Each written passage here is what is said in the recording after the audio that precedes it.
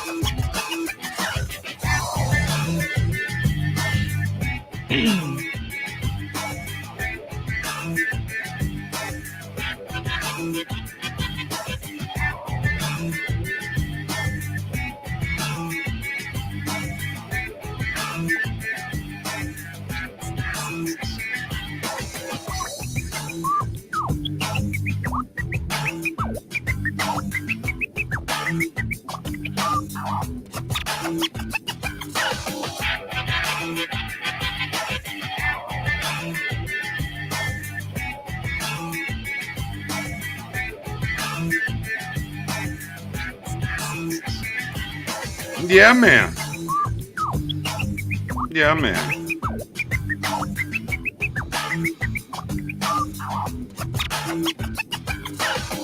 Let's get to it.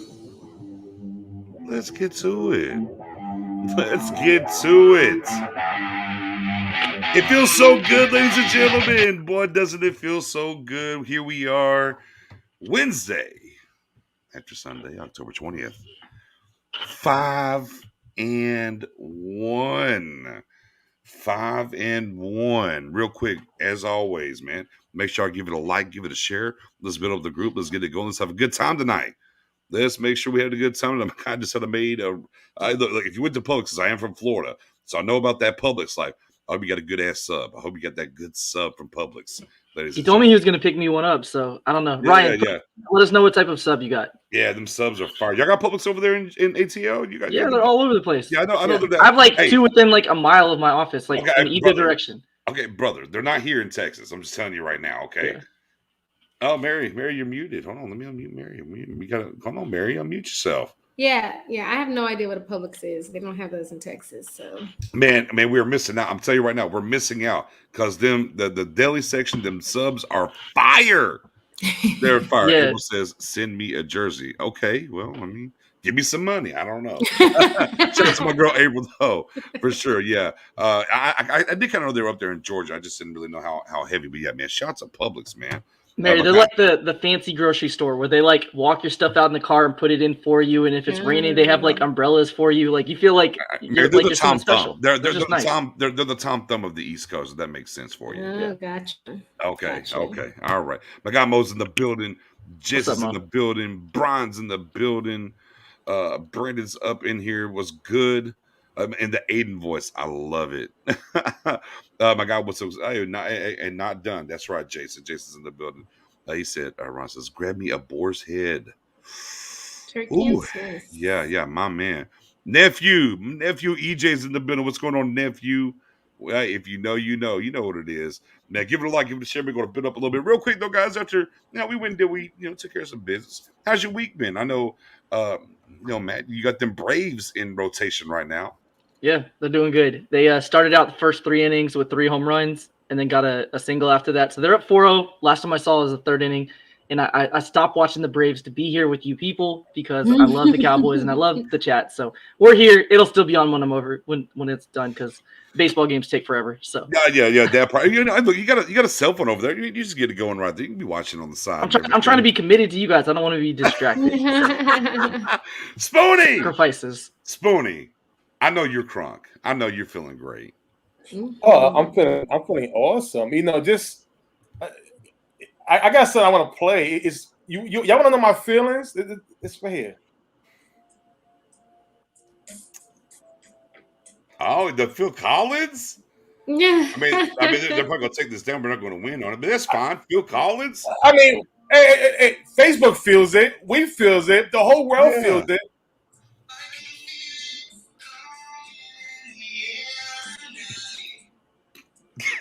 Okay, all right. Spoon. Oh my God. Okay, Woo.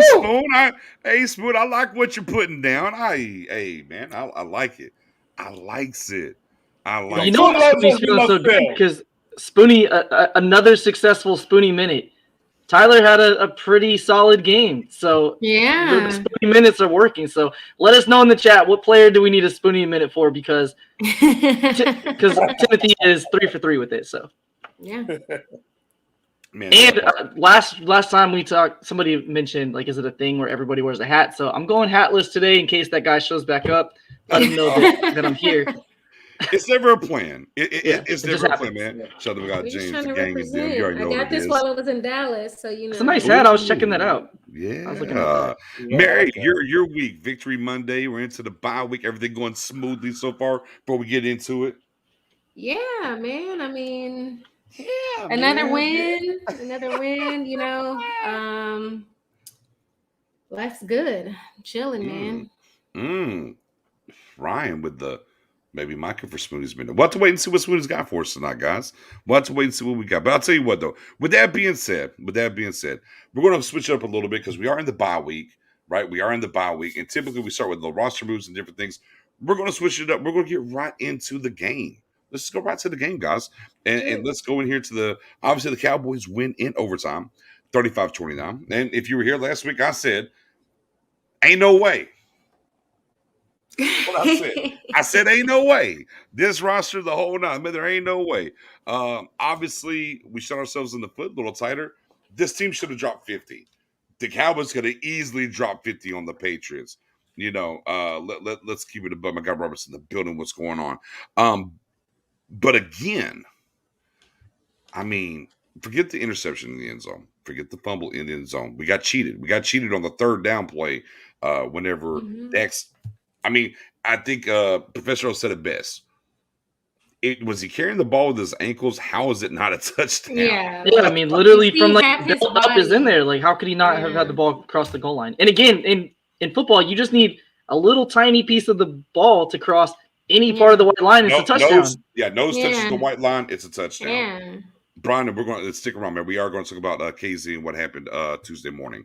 But yeah, so look, the most yards ever in Bill Belichick as a head coach or as a defensive coordinator, most yardage ever put against a team or a defense that he rocked with. Almost 600 yards, guys.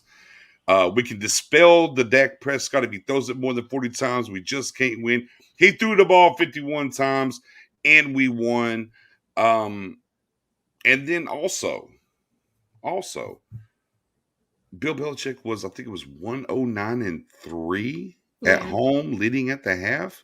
Yeah. Well, now he's 109-4.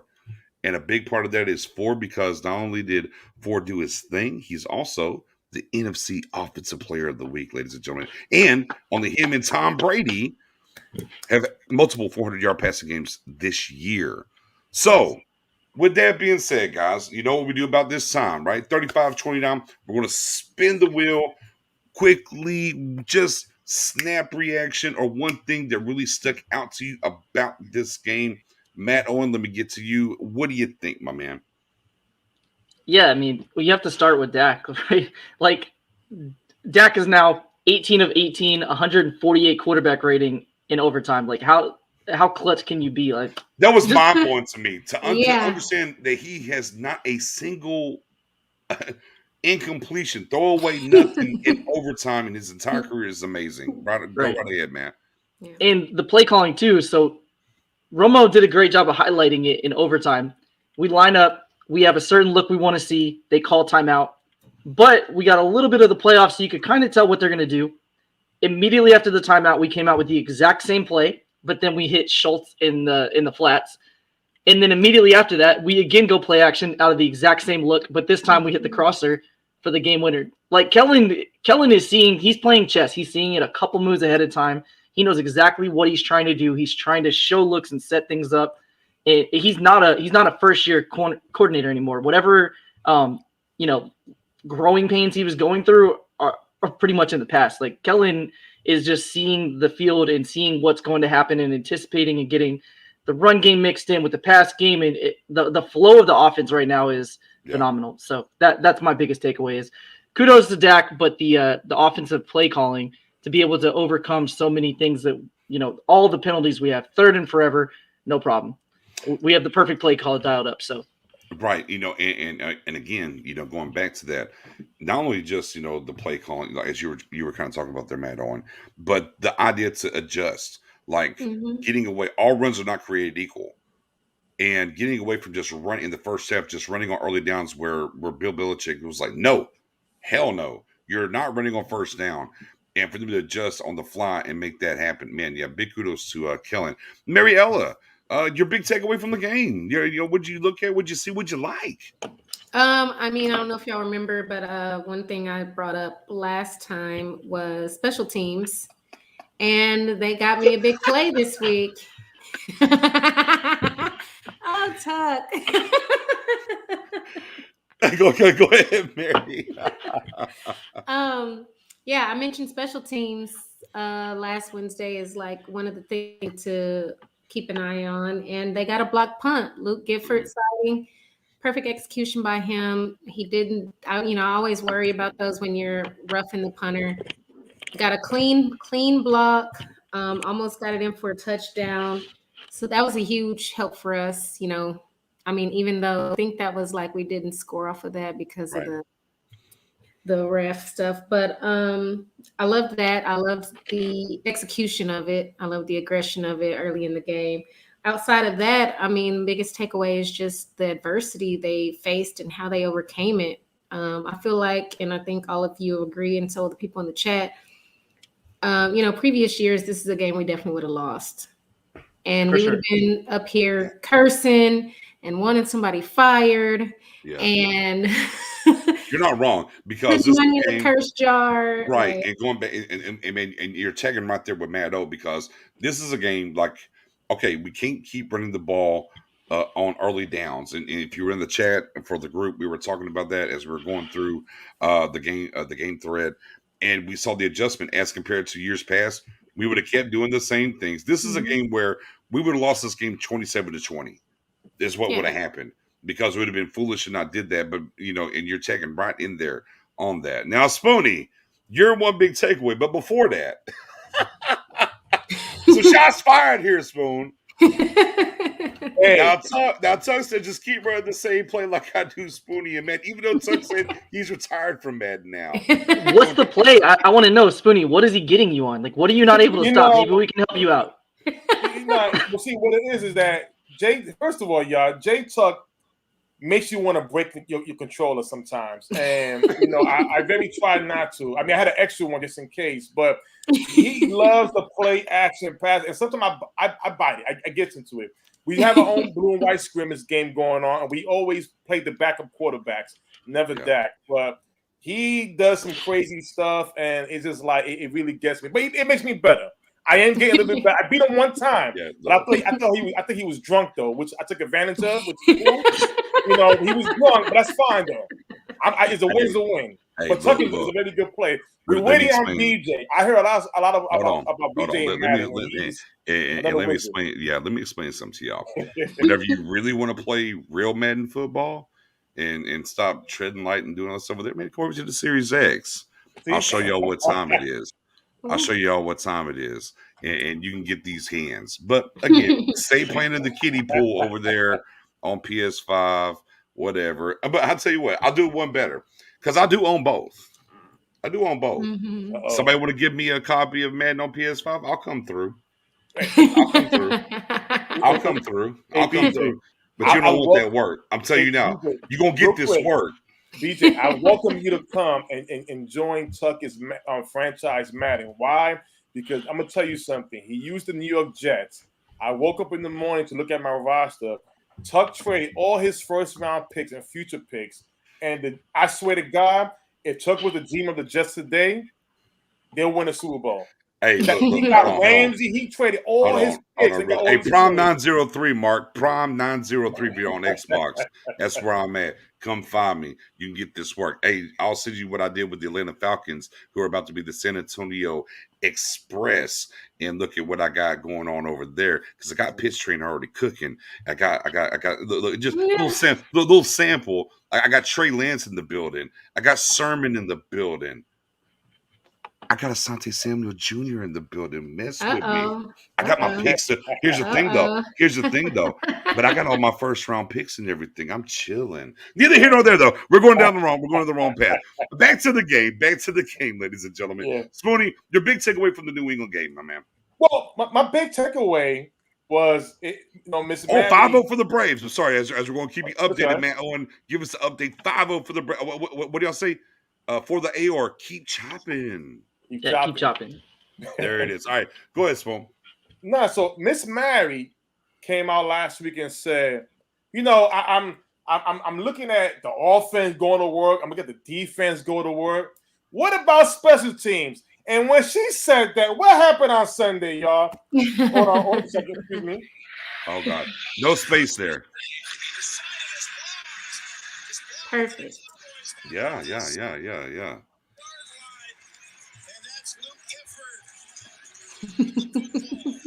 Now, not Clifford, but Gifford. Yes. Now, I'm gonna tell you this, y'all.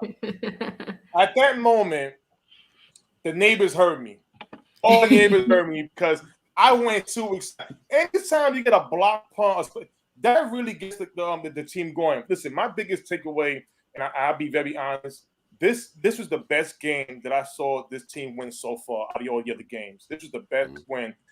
Anytime you're going to New England to get against Bill Belichick, you're playing 60-minute full football. And again, to go up against him, Kellen Moore, everybody stepped up. Listen, Dak Prescott was Peyton Manning-esque, in my opinion. His game is way Talk up to there. us, Spoon.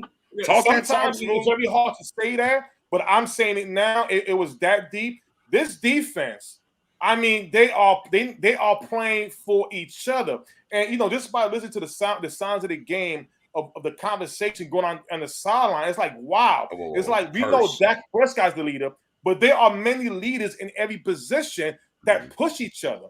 And Michael Parsons, he came out and said, "Y'all, we in this game is telling y'all that we are a good team." And this, I mean, it's like, my God, this team, I mean, the effort is outstanding. The energy, the attitude.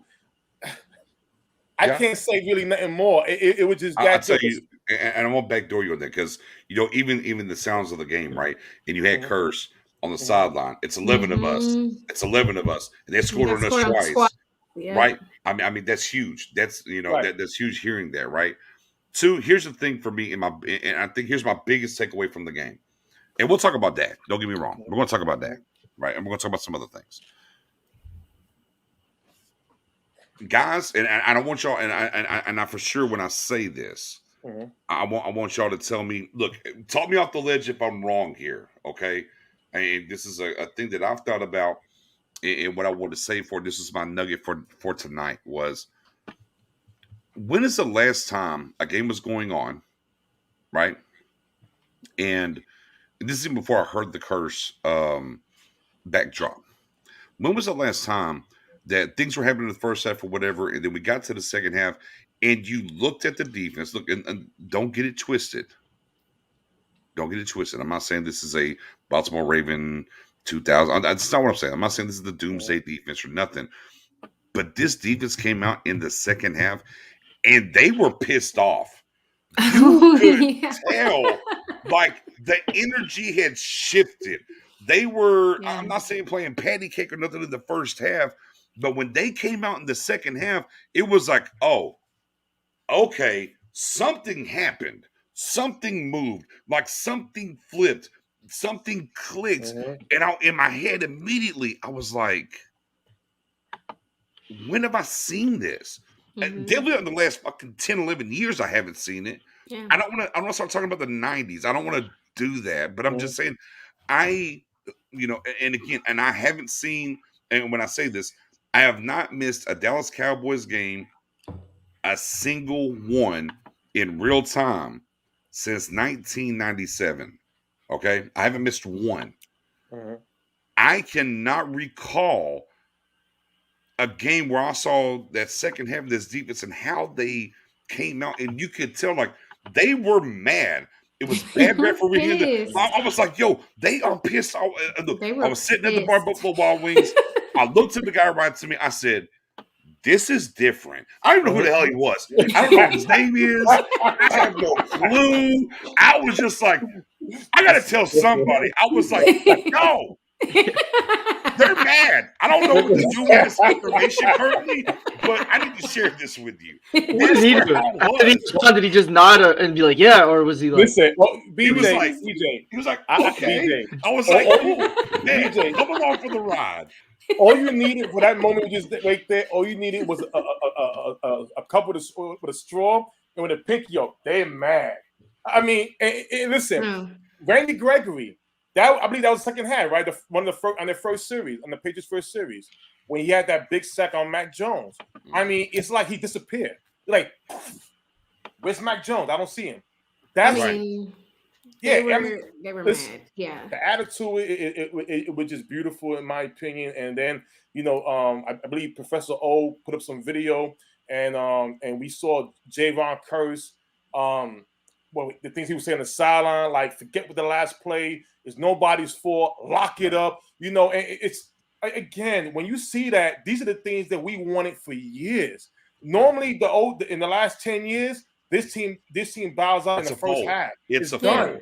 This team is fighting all the way through. And again, wait, how much was it? Almost 507 yards of total offense against Bill Belichick. 567, right? That's insane. Yeah. 32 first downs. 32. Yeah. Dominated time possession. Like, really what saved them was the over 100 yard in penalties. Otherwise, this really would not have been that close. Right. And the 2 turnovers in the end zone, even, if you will, exactly. Right? And a missed field goal. That's 17 right there. Yeah. And I mean, like you said, even without hearing the sounds from the sideline, like, you're watching it and you're like, oh, they're fired up. But I'm telling you, like, man, bro, am I crazy here? No, not at all. No, you're dead on. Let's not forget Dak Prescott. The things he was saying. He came out and said, Spoonie, I don't want to even talk about Dak right now. We're going to get to Dak. I'm telling you. That's a whole nother conversation. We're going to get to that. We're going to get to that. I'm telling you, when this third quarter hit and this defense came out, I was like, well, it was it was crazy too, because we're all waiting on the Trayvon interception. At this point, we're all waiting on it. I tweeted it. I was just a little early. I was like, Trayvon coming. I was a little early. Yeah. Then you hear the sounds from the sideline, and he's saying, like, they're gonna fold. They're gonna have to throw it at some point. They're gonna have to throw it, and then he goes out there and he's like, "Bing!" Yep. Like, yeah. Jump in there, Matto. I'm just gonna say, on the flip side, I have to give some flowers and props to Mac Jones, because that's a game for a young quarterback playing against a high power offense where you're not looked at as that guy that's going to be able to go head to head with them. Right. Granted, they had a lot of penalty yardage and stuff like that to help him out, but immediately after throwing an interception that could have lost you the game, to go deep again on the same guy, like that takes some balls to do that. So I came away, one of my takeaways obviously was, penalties and all that stuff, and we'll get to that, but I have some respect for Mac that I didn't have before, and I'm an SEC guy. I've watched him play a lot. I honestly didn't think he'd be able to do that. So give him a little bit of credit. But the defense in the second half, like a light switch came on. And it just for you guys to know real quick, we have this group chat. A lot of great dudes. Love them. We chat every day. Really great relationships. They're still not there yet. They're still not there yet.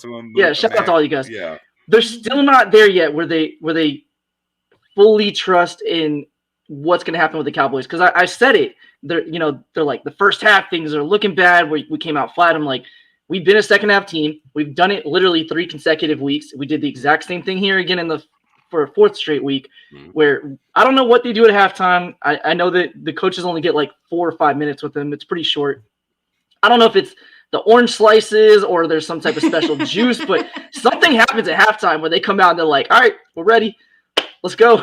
And offense just starts scoring in the third quarter. Run game starts picking up, whatever, even continuing whatever they had in the first half. Receivers are open, and then the defense is on fire. So whatever it is, man, just if you're one of those fans, and I know it's hard to be like, it's new, right? It's hard to adapt and adjust and accept it, but that's who we are. Yeah, they're smashing watermelons. Thank you, Brian.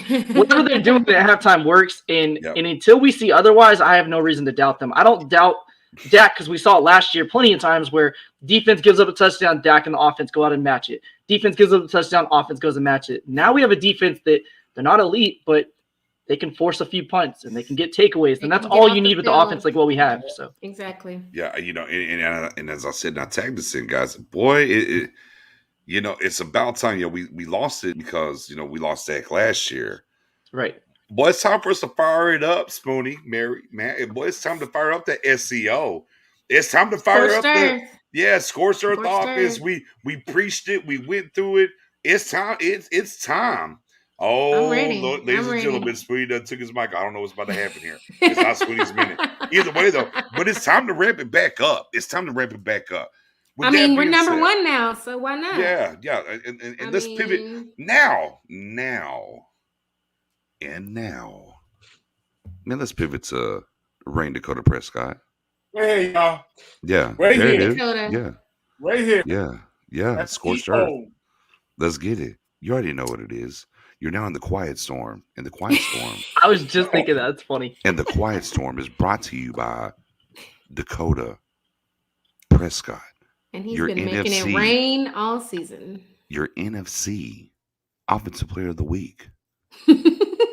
Go dial up what he's doing. Your guy Nix is going to take you home. You already heard That's it. perfect. The pundits, those that doubted, the national heads that y'all listen to. Guess what? They got him top 3, top 2. He's doing the thing. I don't know what else you need to hear. If anybody on your Twitter, your IG, okay, your Facebook, which Facebook's changed their name this week apparently. I don't know what's going on there. I have no clue. But when you're in the quiet storm here with the Star Gang, okay, that you talk about Dakota, understand it's about to rain. And that's where we're at. Let's go. Let's go. Let's go.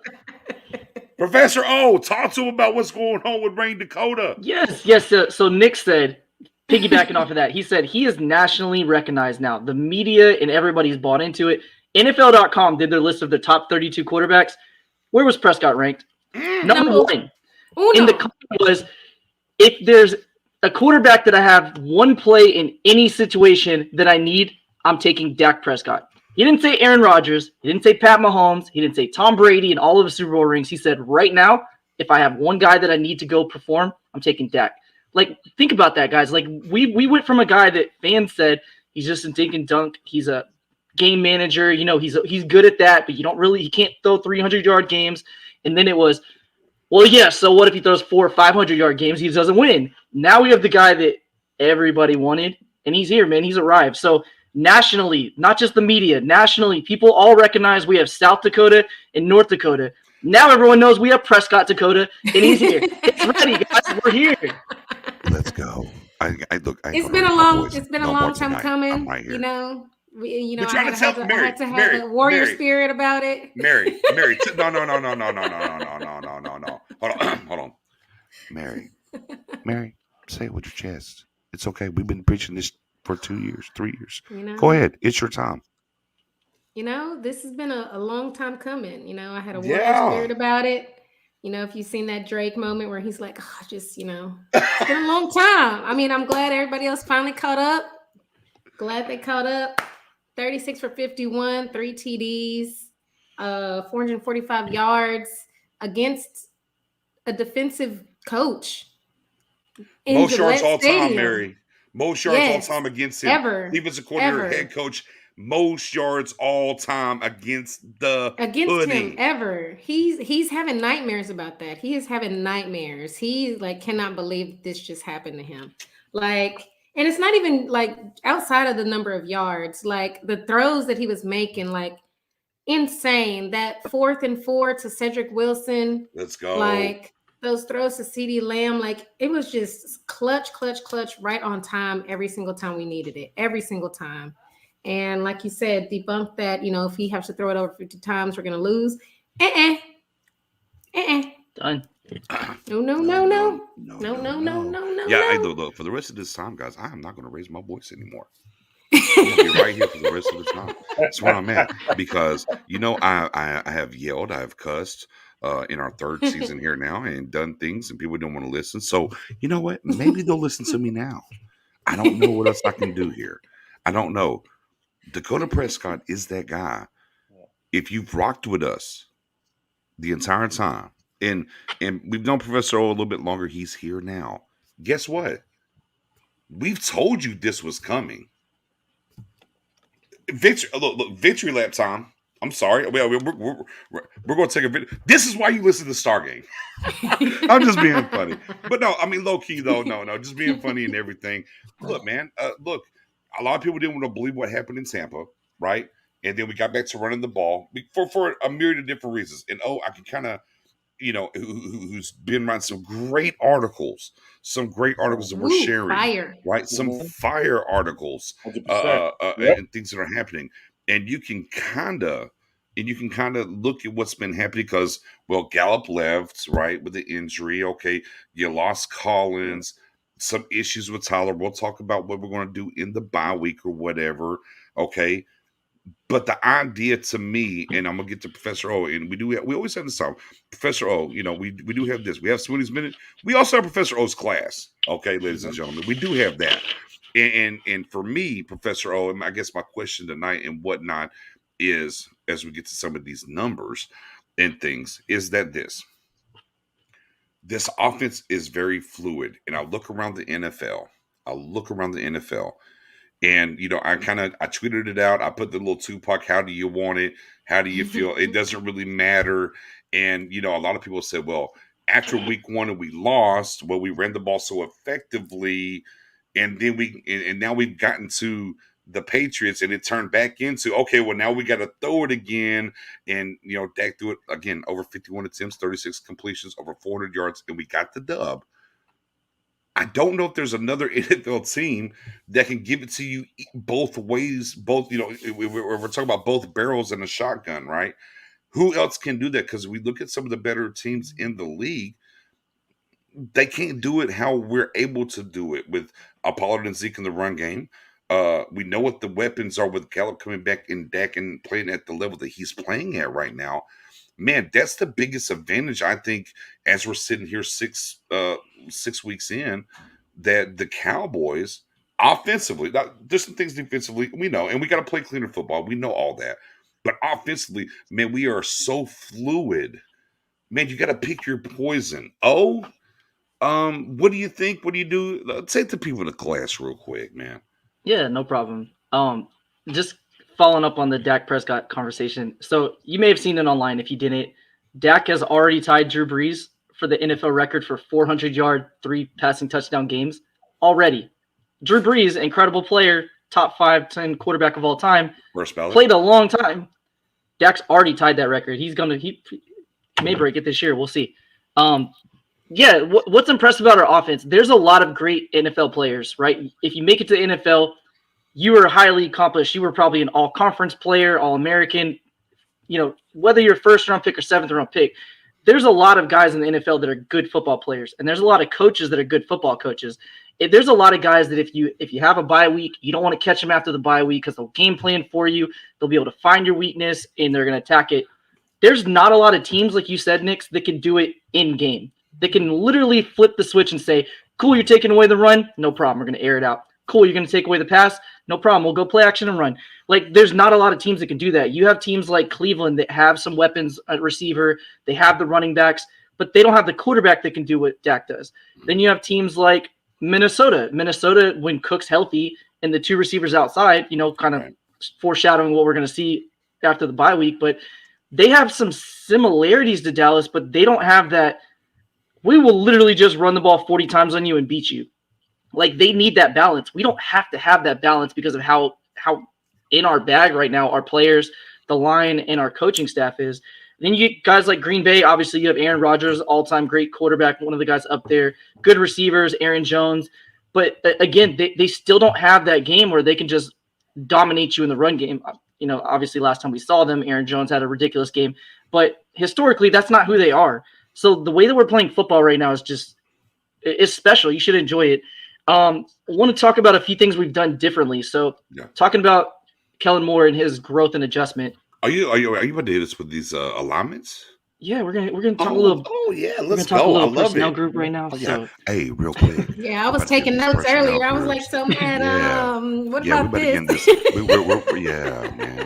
We're about to talk about this 11, this 12, this 21. Man, by all means, take them to class, baby. Chris, there's a little black and awesome. That's all. Go right ahead. So we're gonna talk about personnel groups. So when you have an offensive tackle like Collins get out with the suspension. You have Terrence Steele in. He's playing well, but they're doing things differently than what they did last year to kind of adjust based off of that. Last year, we ran 12 personnel. For those that don't know, first number is talking about the number of running backs you have. Second number is talking about the number of tight ends you have. So 12 is 1 back, 2 tight ends. 21 is 2 backs, 1 tight end. Easy way to think about it. So 12 personnel, 1 back, 2 tights. Last year, we saw 21% of the snaps in that personnel grouping. This year, 33% of the time. So a 12% increase in 12 personnel this year versus last year. What that does is you have tight ends that can help out in the run game. You also have tight ends that can help chip, give Steele that extra split second to get into his set so that he has the best chance of success in his blocks. Not that they're chipping every play, but you have that look and potential that you can do it if you need it. If he's doing well, you don't have to worry about it. You just have that extra tight end.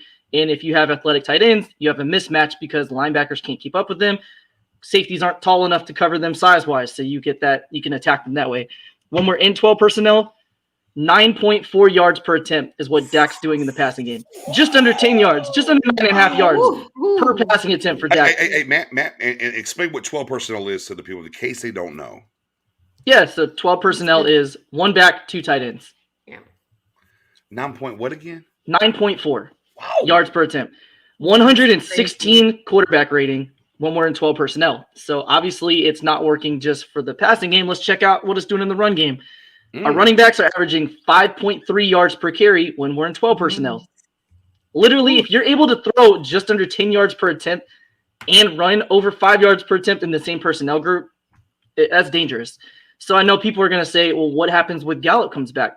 We're doing 3 wide receiver sets, which is 11 personnel, 1 back, 1 tight end. So you have 3 wide receivers. That's your 5 guys. 55% of the snaps. So whether you're, and if you combine them together, 55% on one, 33% of the other, that's 88% of your snaps are in, 11 or 12 personnel. So it's easy to get Gallup implemented back into the offense when he's back. There's plenty of reps to go around there. So I don't think it really changes drastically when he comes back. And then I wanted to chat really quickly about the first down running attempts, because that's something that for years fans are like, please quit doing it. Predictable, throwing first down. And I'm right there with you guys. Yeah. However, in the second half, when we run the ball on first down, Zeke's averaging 6.5 yards per carry. Pollard's averaging 7.1 yards per carry on first down. So that means tons of second and third and shorts, which means easier conversions. And that's probably why you're seeing a lot of scoring in the second half compared to the first half, is the run game's more effective because we've set it up in the first half to be able to do that. Look, and it's always set up there, Matto. All runs aren't created equal attempts. True. They've seen how they're trying to attack the run game, and they adjust the calls of what the run plays are going to be. Unlike a previous era with Garrett, the run plays were always going to be the same no matter what. Yep. We run the ball in the first half to diagnose what they're doing, and then we adjust. Okay, well, you're trying to block or you're trying to defend the run this way. Bet. Well, we'll get to the edge more. Maybe there's some more stretch. Maybe there's a counter here. Maybe there's some different things. So we have to run the ball, but all rush attempts aren't the same. And I'm right there with you, Matto, with that class that you're teaching right now. What they're figuring out is, okay, you messed this up in the first half, and man, they're making it easier and calling the right run plays in the second half to get these guys off. Another thing too, I don't have the exact numbers on this. I'll have it for next week, but you're seeing more play action in the second half than the first half, and it's intentional. Because when you do play action, it doesn't really matter how effective you've been running the ball or passing the ball. It just causes that split second where the linebackers have to pause and respect the possibility of a run. Yeah. So what happens is when you show run, you hit them with play action. You show run, you hit them with play action. The next time you do it, they're like, it's play action. And then you hit them with a run, and you gash them. And then the linebackers and safeties are just, they have to freeze for that split second. When you have receivers like we have and a quarterback that's as effective as he's been this year, it's I hate to steal it from the Ravens, but it's easy money. Like it's not hard. During the game, there was a point where Dak actually said, "No, I'm sorry, it wasn't Dak." Oh, what was the play? I got to go back and look. The sounds. I do know, like they come to the sideline and said, "Easy money." I was like, "Oh, yeah." A lot of times they do say like they can't keep up with us. They can't keep up with us. Like just keep going. They can't keep up with us. So they say that like they've said that multiple weeks. Like they can't keep up with us. Just keep going. That part, and then just wrapping it up real quick, and then I'll end my little session. So after the bye week, since 2011, we are 6-5 after the bye.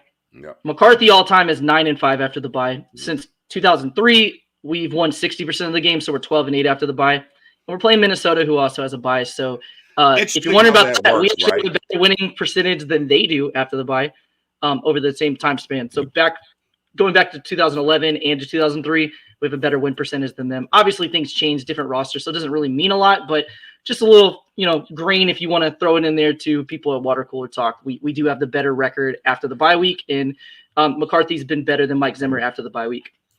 I'm wondering how Kirk Cousins has been after the bye. Interesting times. Kirk's having a pretty good year, actually. Kirk's having he is. I'm just curious.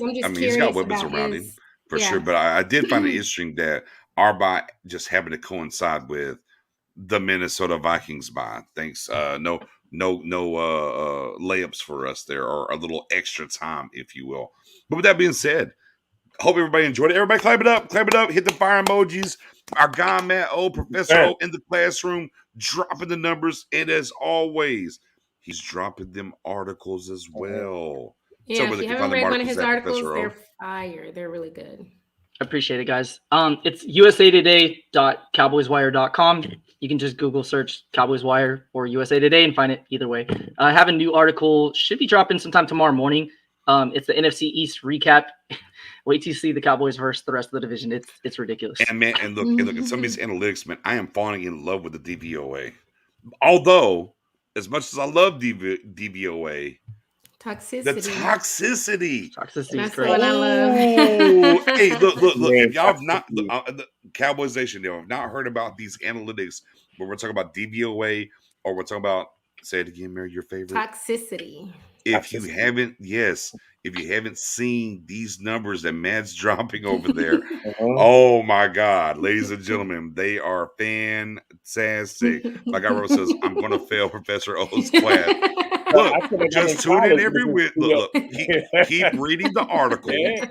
Keep reading the articles and keep coming back here for the class, and you're fine. We're going to get you up. We're going to make sure you pass. That's what it's all about. I'll give you a real quick one, and then we'll stop. So people hear about EPA. EPA is becoming a really big stat. It's expected points added. So essentially, they take historical data going back to 1980 and look at every single team that did the exact same, had the ball at the exact same yardage as you, and what the result of the play was to see if it positively increases your outcome of scoring or doesn't. So easy scenario. Imagine you have 1st and goal on the 1 yard line. If you have 4 chances to score from the 1, the expected points is you'll score 6 points. Right. So that's a touchdown. If you lose 5 yards on 1st down, now suddenly you have 2nd and goal on the 6th, your expected points is going to drop. But if you score, you added points to what the total is. And if you don't score, you lost points from what the expected points are. So that's all it is. Absolutely. And I'm right there with you. As you said, contrary to most, I like the aggression of McCarthy as well. I think it shows confidence in the team, which also seems to empower players to ensure they execute the plays. I'm going to tell you right now, and what we're going to talk about here, right, is he went for it on 4th and 1 early. He didn't get it. The sky was falling. Everybody was losing our mind. Me, Matt, Mary, and Spoon was like, yeah, no, we should have went for it. What are y'all talking about? I mean, you got a QB like Dak. You believe in Dak. You believe in Zeke. Then go for it. Right. Yeah. Okay. And here's the funny thing about that and how these fans work at times. Because we did it again. Still on our side of the field. We got it. And they didn't have a problem with it. It was very quiet. It was, it was back to the quiet storm. Oh, it's 4th down. Zeke got it. Great, guys. This is awesome. So again, the noise only happens when we don't get it. But I'm right there with you, because it's not just this. And part of your second term to me, and this is why I've been a big McCarthy guy. I do a Twitter space from time to time. If you don't follow me on Twitter, it's at your_guy_Nix NIX. I do Twitter spaces, and I've been battling some other content creators because they're not McCarthy guys, and I'm like, no, I'm a McCarthy guy. Because you're absolutely right. What he does there, it permeates. McCarthy is a Pennsylvania guy. He's a little hard-nosed. He's a little gruff even, right? I mean, whatever. And we're kind of seeing the team take on his personality. Yeah. Like, whenever Lamb scored at the end of the game, they hit him with the Hey, Mills. And he went up and down the sideline waving at everybody. Yeah. Jason Garrett-led team doesn't do it. I'm just being honest with you. It's country club, whatever. They're not going to do that. But he was, they're going to talk their ish. I mean, this is it's kind of how they are. And everyone, because since last year and this year, and they even heard from Colin Cowherd today, right? Colin Cowherd, well, what does Mike McCarthy do? What does he do? Man, what does he do? What he is and how he carries himself and what he believes you're seeing permeate throughout the team. I get it. You want to cherry pick about some time management or whatever. Yeah. I understand that. Here's the thing. We had Garrett forever. We had time management problems and we couldn't get over the hump either way. I'll take what's happening right now and how this team is taking on his persona with maybe a little bit of time management problems. It's okay. So again, I just, I mean, that's kind of off the beaten path, but I love this comment. I wanted to highlight that from our guy. That's what we do on this show, man. I mean, look, we have our blocks, we have what we want to do, but man, y'all come in, y'all have the good comment, man. We're going to bring it up and talk about it. Matt O, Spoonie, Mariella. Anytime this team is 4th and 2 at full tilt, and look, we're not even in full tilt without Lel Collins, right? We're not even in full tilt or Michael Gallup even. When should we not go for that? We should never not go for it. Yeah, I'm serious. I don't care if we're on our own 8-yard line, which obviously you could. I don't care if we're on our own 8-yard line. If I need 2 yards with this offense, I'm doing it. I'm going to. And again, doing that early in the game, so you go for it on 4th down, you don't get it. We all know what the end result is. Makes it so much easier for your team next time you're in short yardage because they've already done it in the game. If you wait till the very end of the game to finally go for it on 4th and 1, the pressure just intensifies significantly more than what it already was. So if I have a chance to go for it with this offense, now obviously if your offense is struggling, maybe it's different, but they're not struggling.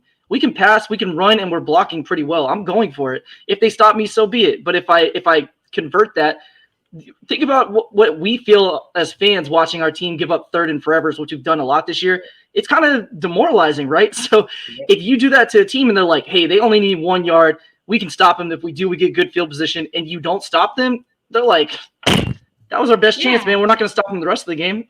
Right. I mean, exactly. Go ahead, Mary.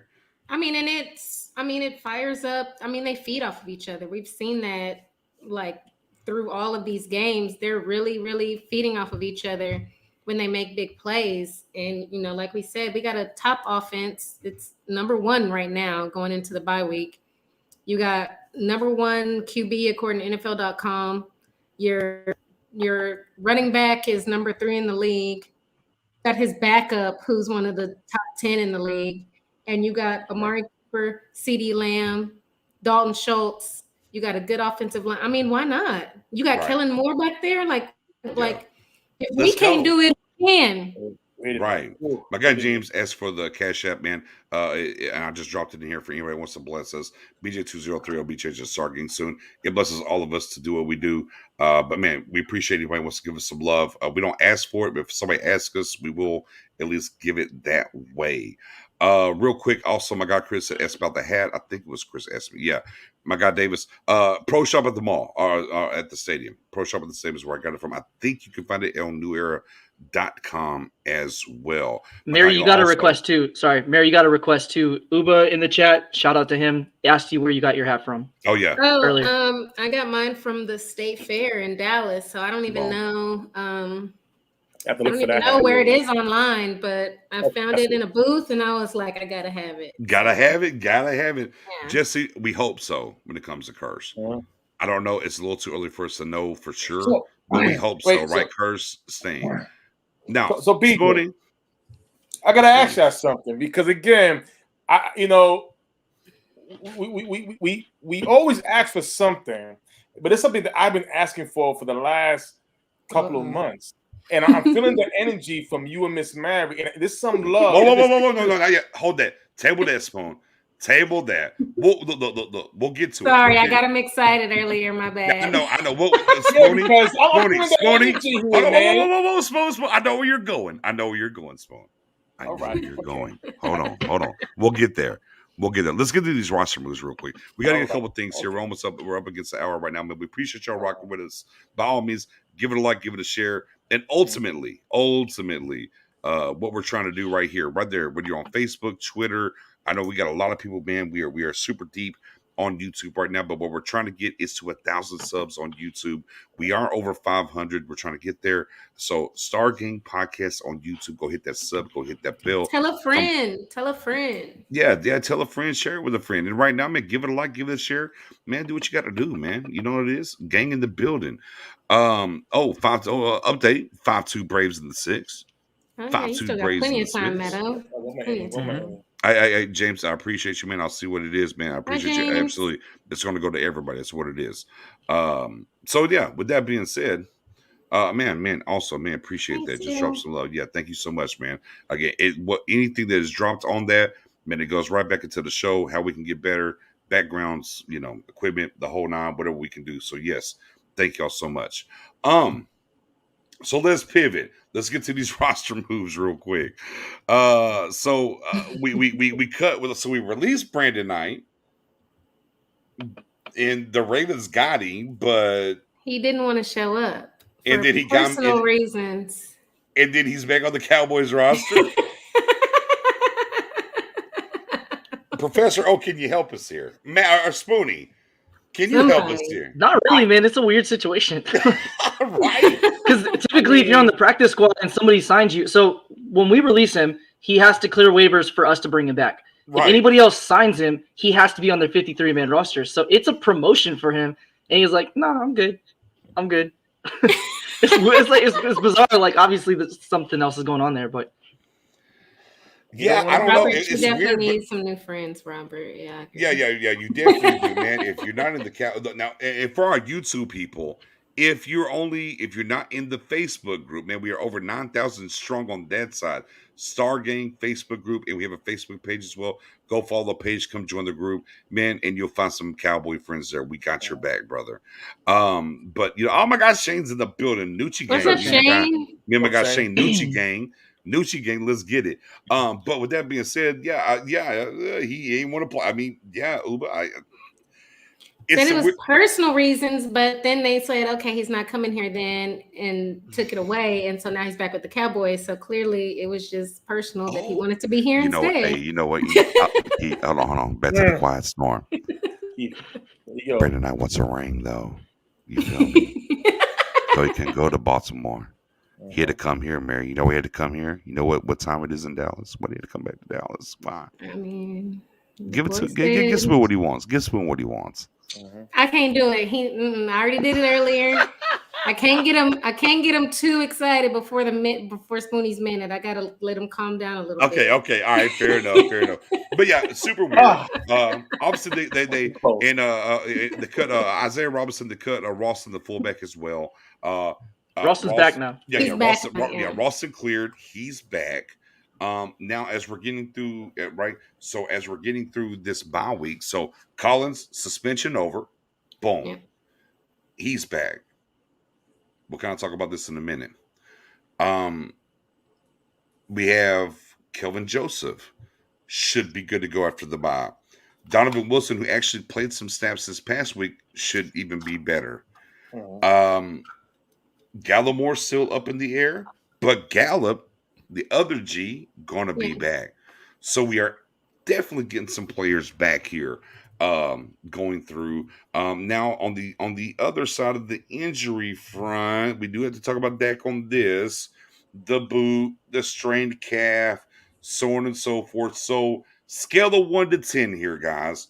1, you don't, whatever, don't care, it's nothing. 10, it's a problem. Spoonie, Dak, strained calf, in a boot. Are you worried about Dak Prescott? I give it a 2. A 2, okay. 2. I give it a 2. Again, medical checked out good. Basically, the bye week just came right in time. He needs a week of rest. Okay. I think he's really not in too bad. Not too serious. Mary, where you at? Yeah, I mean, I would be more worried if we had to play this week. But knowing that we have this extra time off, the bye week came at the perfect time. I don't know if he'll be 100%, but I think he'll be good enough to go and to. I mean, I think it'll just be one of those situations. Doug Nussmeier said this in a quote earlier, where he said, if he knows there's something he can't do physically, that just quadruples his preparation mentally. So even if he knows he's out there and he's not 100%, that's just, he's going to know, okay, I can't do this, but that means I'm just going to kill him another way. Right. And so I have faith in him at this point. I don't have a reason not to have faith. You say 2? Did you say your number was 2 as well or no? Yeah, I'm giving it a 2.5. Oh, you're more worried than Spoonie. A little bit more, just a little bit. All right. Oh, what's your concern? Where are you at with Dak and the boot and everything? Where you at? Yeah, I'm a little bit higher than you guys. Not because of Dak at all. I don't doubt him at all. I'm just a little bit concerned that injury is the type of injury when you have calf strains that can seem like it's healing. You push it a little bit too hard and then you get a setback. So I'm probably like a 5. I'm not fair. worried and panicking, but I'm like it's something to be concerned about. Yeah. Like it could be, he feels good after 2 weeks, Mm-hmm. scrambles to pick up 4 or 5 yards, and then suddenly it tightens back up, and then you're looking at the timetable extending. Having the bye week is great, but I'm going to go with 5.5. Yeah, well, no, Matt Owen, I'm higher than all of y'all. Ooh. I'm a 6.57. Oh, that's high. Yeah. Well, I wasn't. Well, here's why. Here's the why is at first, oh, he's fine, it's cool, it's whatever. Well, you can't do 0. We said 1 to 10, but I got you though. I got James. Shout out to James, long time listener, man. Appreciate you, brother. And here's why. I was cool at first. I'm like, okay, bye week, perfect time. We're kosher. We're high. Yeah, I'm right there with you, Sebi. I'm a 6.57 kind of guy because then it came out and it's reported it's the same kind of strain that Gallup had. Now, hold on. I want to box this in the right way. What Dak does versus what Gallup does is 2 different things, right? From a wide receiver point. Yeah, exactly. He had to plant, cut, do different things. So my concern went a little bit up because okay, this is more like him. So that's a problem. Then here's why, and this is back to what you said, Professor, and this is really where the majority, like I'm a 2 or 3 on it's a Gallup strain because of his position. The majority of my concern is you can feel fine because you look at the play that he got hurt. It wasn't like he was hit or nothing, and it happened. Throwing to CD at the last play, falling back a little bit and did what he did. So it's one of those kind of injuries. If you're, familiar with his injuries historically, he can feel absolutely good and then not really do much of anything. And then snap. Oh shit. I got to go to the sideline. It's a problem. So for me, my concern isn't so much about the injury missing a game. It's more so about, is it going to reoccur when we don't expect it? That's fair. Yeah. Okay, that's fair. Yeah, that's fair. It's a grade 1 strain, so it's the lowest grade. But again, the difference in a grade 1 and a grade 2 is not it's not massive. Right. What was Gallup's? Do we know what Gallup's was? He was grade 1 too. Oh, was he grade 2? I thought he was grade 1. I thought it was like the same injury. I thought it was well. I thought his was worse. They said it's similar, but his was worse. I heard it was similar. I heard his was like again, and we're semantics now. Like it was like a low grade 2, high grade 1. Dak's a grade 1. They're going to kind of pivot a little bit or whatever. Okay. So, but again, to me, it just goes back to, it's not about, look, I unequivocally 1,000%, Dak's lining up against Minnesota. Yeah. But if he rolls out and throws and does something the wrong way, because to me, it won't be a hit. It'll be just the torque or whatever that he's doing. Can it become a problem? Again, I'm not really worried about the injury in general. I think he's going to feel good going into Minnesota. I do think, is it something that can pop up again? That's my worry more than anything. That's fair. It is where I'm at. Now, hopefully, knock on some wood, this head is full of it. You feel me? It's full of it. And I'm just being, a worry wart for no reason. But that's just where I'm at, currently. Also, the other injury that we did have, and I love this. So you saw, I don't love the injury. I love what the injury was, I should say.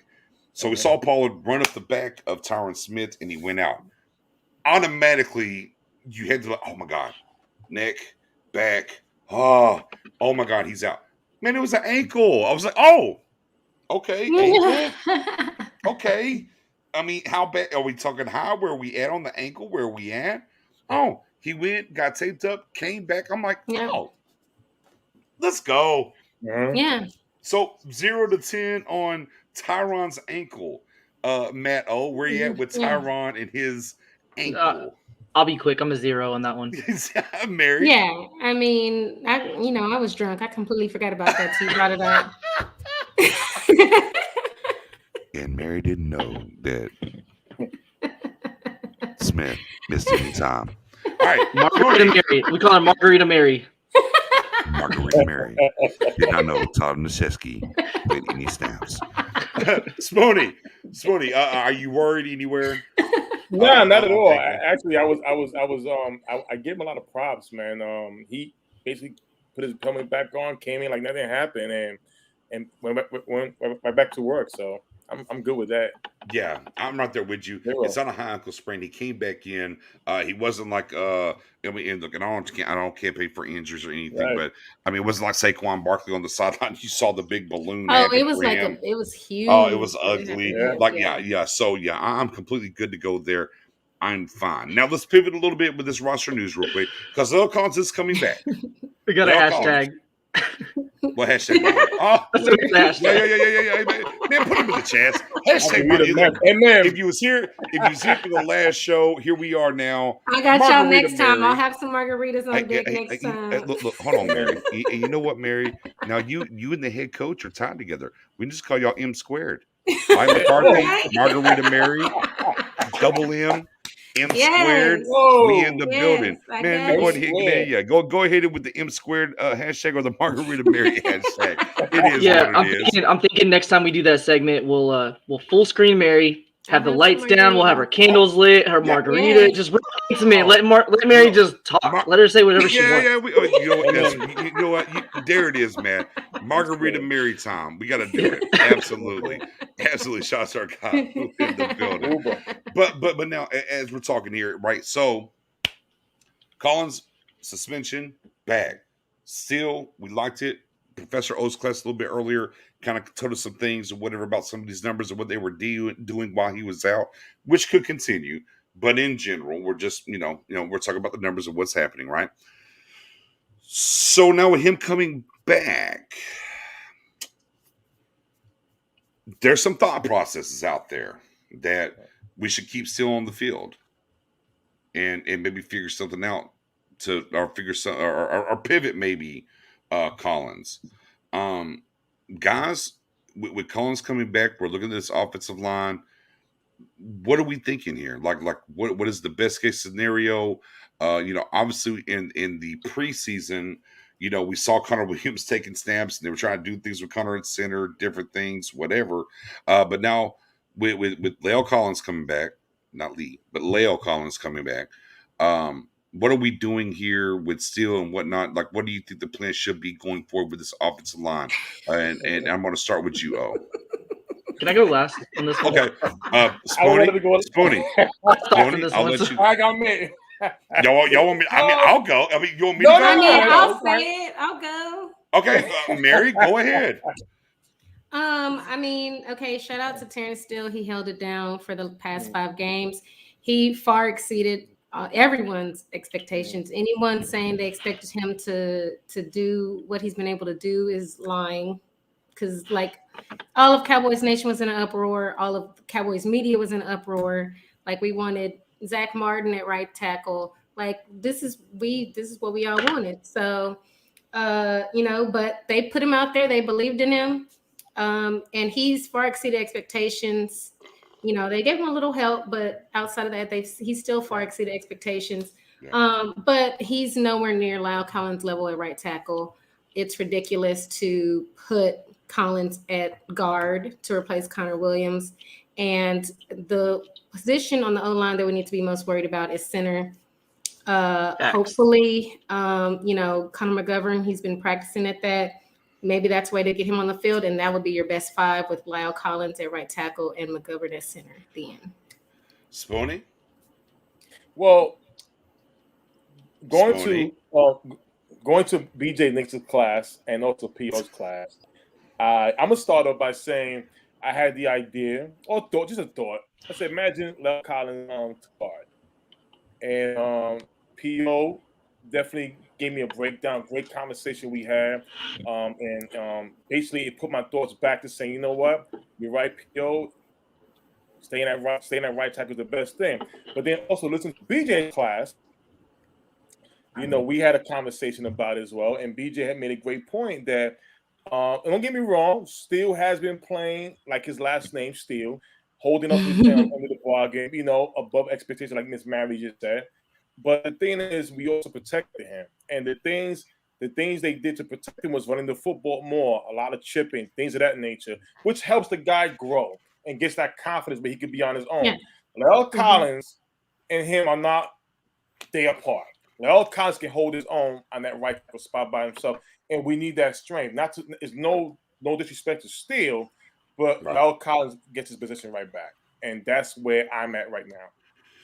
All right, so again, and for me, the weakest link on the line is center. It just is. You know, and we talk about Steele at right tackle. Look, if you watch him in preseason, there's nobody, national media, whoever, there's nobody that watched Steele in preseason and thought he could do the job that he's done so far in the regular season. Shout out to him. Shout out to Joe Philbin. Shout out to Mike McCarthy and coaching him up and doing those things, right? So that's a great problem for us to have, because it is a problem, right? Because this guy's playing great. Over his head, right? He's kind of above expectation, right? He's Dalton Schultz a little bit right now. Like we didn't think he was getting enough of Dalton Schultz. Oh my God, Dalton Schultz, you're playing pretty damn good. Oh my God. I mean, we're all eating crow about. Crow about Schultz and him. And it's kind of the same thing here with Steele, but he's not that guy. I'm gonna answer a couple questions here as we're talking about this. I don't think anybody said it's ridiculous. Nah, not at all. Nobody said ridiculous here, Jay. Okay, nobody said ridiculous. Here's the thing: we have to remember, he wasn't even the starter at guard. It was Leary. Leary got hurt. Didn't he play guard?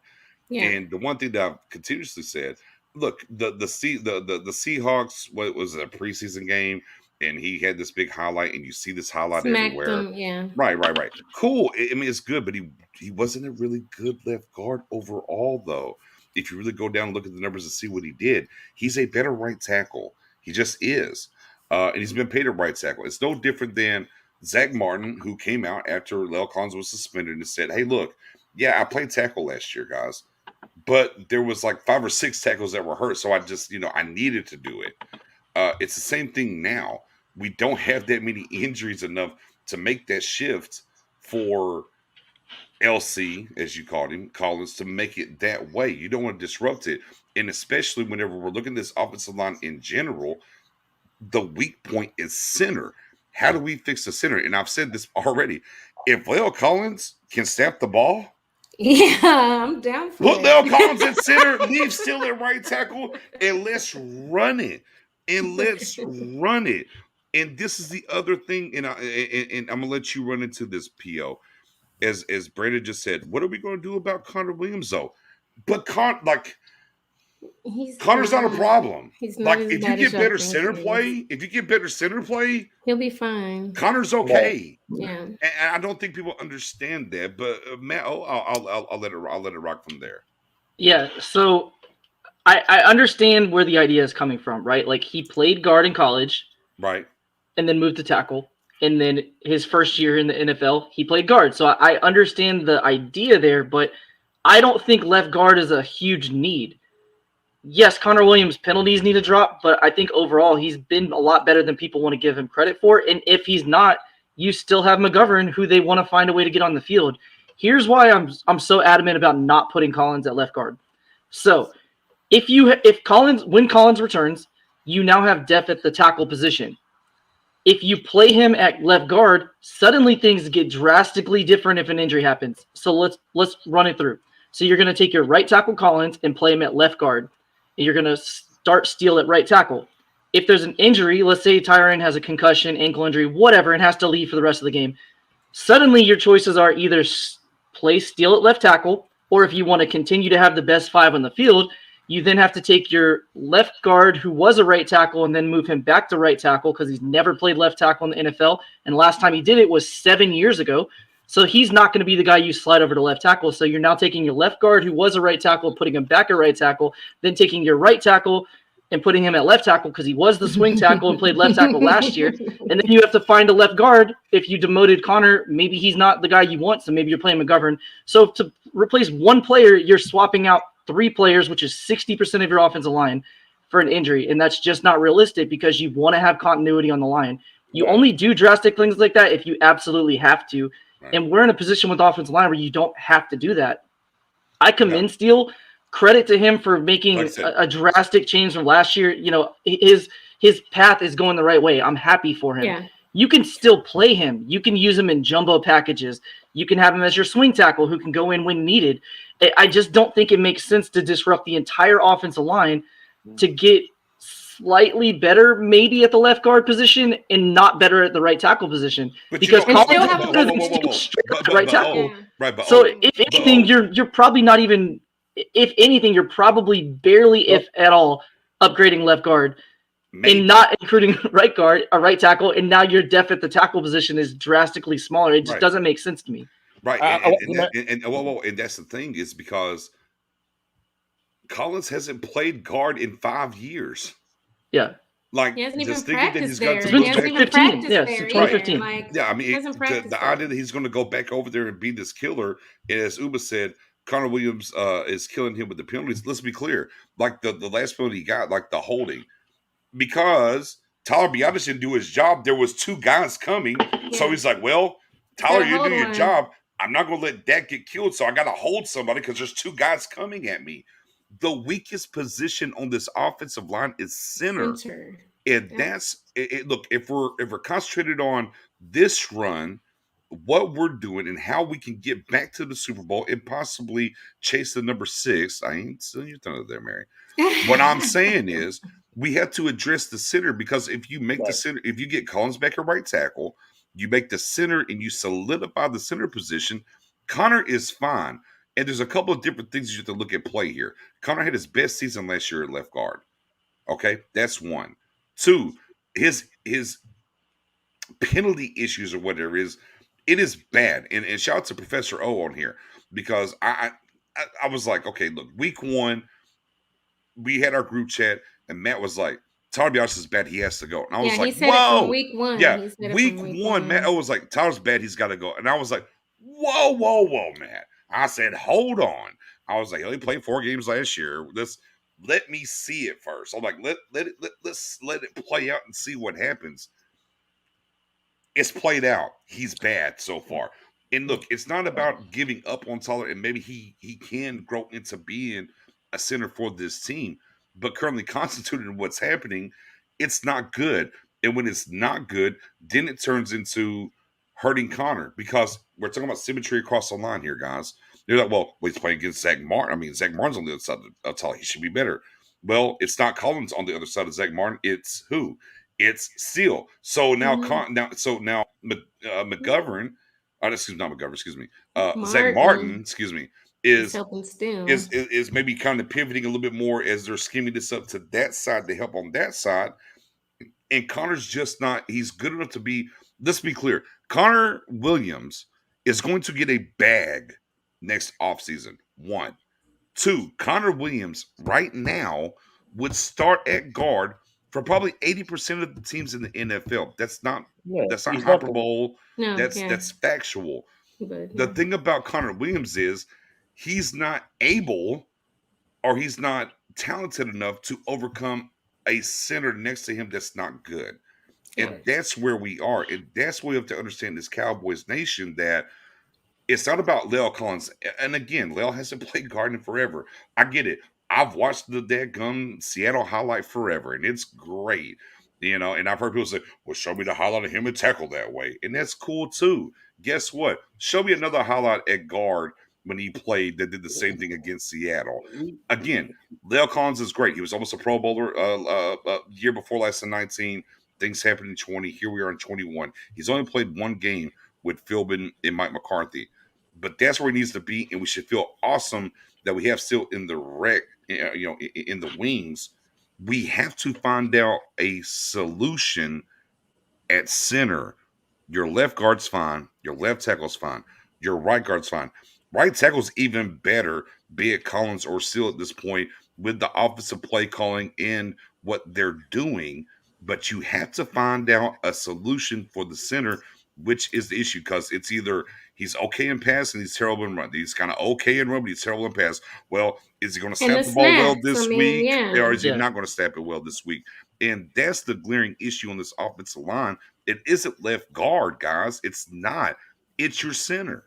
Last comment real quick on that is, if you are going to play Collins at left guard, it makes a lot more sense to make a move like that next offseason rather than him coming off of a suspension, having no time to practice it, and then thrusting him into it. It just doesn't make sense right now, because Connor Williams is a free agent next year. So if you want to make the move next offseason, it makes a little bit more sense because you have plenty of time to get him ready to do it. And I made a comment on Twitter. I'm not going to bring it up because I don't want to set people off, but it's just not. It's not. You can't just move people's positions. There are. Let me preface real quick. You can take a guy like Zach Martin, who's a high-level guy, and say, "Hey, I need you to play right tackle because we are out of options. You have to do it. You're our best bet." In small doses, but expecting them to do it on a team that's 5-1 that we all think could potentially have Super Bowl aspirations in the middle of the season, coming off of a 5-game suspension where he's not even there at the facility practicing with the team. That's such a astronomical ask of a player. It's not the same as a guy who's out there every day in condition, ready to go in his rhythm and asking, "Hey, I just need you to slide over one spot for 2 games." When you're asking that in the middle of the season, I just think the timing doesn't make sense at all right now. If you want to entertain it next offseason, sure, I'm cool with that. I just think right now it's off the table. If I were running the team, but I don't run it, so we'll see. Yeah, but and look, and if you're going to make a move at left guard, the answer is McGovern. It's not Collins. It's McGovern. Yeah. But I mean, to add on to what Theo was saying, people got to understand that when Zach Martin went to tackle last year, what happened? He got hurt. When you the comfortability, the comfortability has to be there. Your body is trained differently in the offseason between tackle and guard. When Lord Collins got recruited by LSU, he played tackle all through high school. He only played guard. I forgot the guy's name, Josh D something, where he got injured and they asked him, "Listen, we need to play guard for a couple of games." It wasn't the whole his whole time at LSU. It was only a quick moment, and that was it. Now, when he went to the Cowboys, again, the line was heavy. We already was stacked up. Finally, we got hurt. Okay, we got to put Lord Collins at guard, and that's what happened. The following offseason, he's playing tackle at the time. His body was trained to play tackle. Again, he was prepared to play tackle. But there's a certain guy that nobody's giving credit to. And this is the same guy that we all said when he got hired that we felt that the position of the O-line would be better. And it's Joe Philbin. Joe Philbin has been coaching O-line since 1986. 1986. That is his specialty. That's my entire life. That's when I was born. My entire life. Yeah, 85, yeah. I was 6 years old. So, it's basically where, okay, in the past, yes, when we had injury with the O-line, the backups, they didn't do a good job. They were not prepared. Joe Philbin is showing us that the backups we have, I'm going to prepare them if a starter goes down. Okay, we've seen that with Zach Martin, with Connor McGovern. We've seen that at tackle once Collins went down, Terrence Steele, and we all panicked. But then when he played the game, it was like nobody really missed a beat. So you have to trust the process of what's going on with the coaching staff and be able to trust these guys have it. Instead of us always want to switch guys. Listen, in the video game, it's so easy to switch from one guy from tackle to guard, and his numbers is ready to go sky high. That's a game. In real life, it's not that simple, especially with how these guys are prepared for that one position. And that's what it's about. Listen, Zach Martin, again, went to tackle, got hurt, out for the year. We don't want that. Next man up. That's what needs to happen. Next man up. They have backups for these guys. Now, on the Tyler Biadasz, this is only his 9th or 10th game as a starter. He hasn't had a full season as a starter yet. So with that, I mean, we could be along where we're gonna have to maybe get somebody or a guy we can't just hold it down because we are on a good run here. But at the same time, just like P.O. and Miss Mary said earlier, he ain't played that bad this last game against the Patriots. So maybe he is getting better. Maybe he's hitting the drive that we need. It's all about patience. Ultimately, I just want to say real quick too, Robert.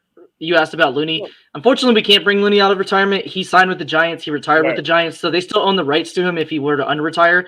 We would have to like offer them something, or they would have to outright release him. So we'd have to trade for him. So Looney is just take him off the table. He's not coming here.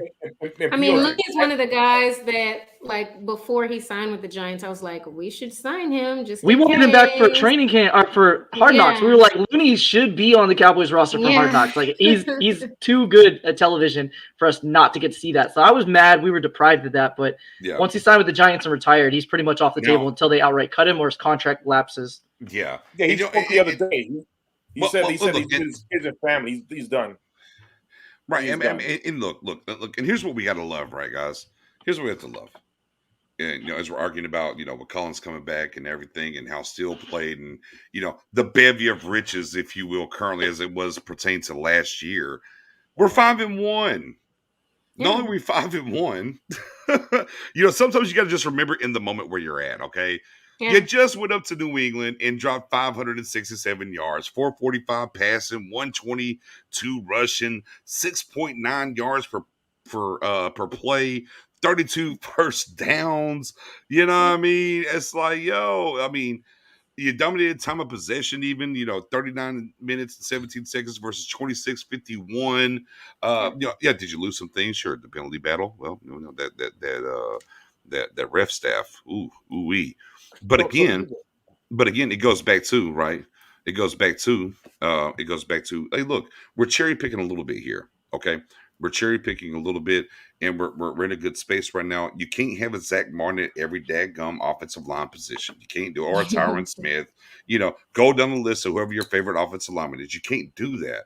But what we're trying to say here, and I think in general for the Star Game podcast group for y'all, is there's not major issues or shifting that needs to happen with this offensive line. If you want to diagnose a weak spot, it's not Connor Williams, it's your center. And if you want to do something there, then it is the center. We talked about this on previous shows. I've tweeted this. I've talked about this a ton. We all kind of have as well. Connor McGovern, the coach of Seven Sodas, has been practicing at center. We'll see. We're in the bye week now, right? We're in the bye week.